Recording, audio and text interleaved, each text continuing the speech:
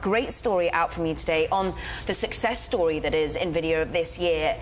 Not just gaming graphics. They're trying to talk up other areas of the business, and it's becoming a reality now. That's right. I mean, the most recent earnings actually showed this 54% rise in revenue they had. A lot of that came from automotive, a lot of that came from data center, and that was really them delivering on the promise that they talked about.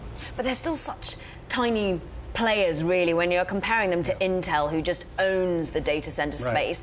Are they managing to gain some traction here? A little bit. I mean, it's really all still promise at this point. I mean, they've shown some results, but Intel still has a 99% market share, still making, you know, huge gross margins out of a $4 billion a quarter business for them.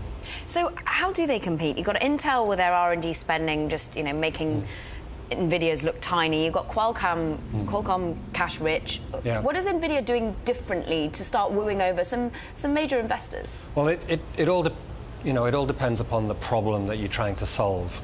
The argument is that artificial intelligence is the future. I'm sure you've heard lots of people talking about this, and that's great when you talk about the software, when you talk about how, you know, these data problems that need to get solved, but something underneath that has to be driving that. Yeah. Such huge problems. Parallel processing is the answer, doing lots and lots of things at the same time. That's what GPUs are very good at. So the argument is that the best GPU maker is going to profit the most from the use of that kind of processing. And one particular luxury auto company, which is also electric, is using them already. Tesla, right? Not using them already, but has announced that they are switching to them. I see. Yeah. So the way 54% increase in revenue this year, going to remain a darling if we can see this sort of growth become a reality?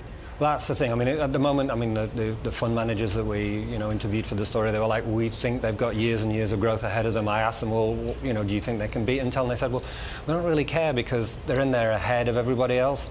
This is going to be a huge market, so they're going to get their fair share, and it's going to be profitable growth that they didn't have before.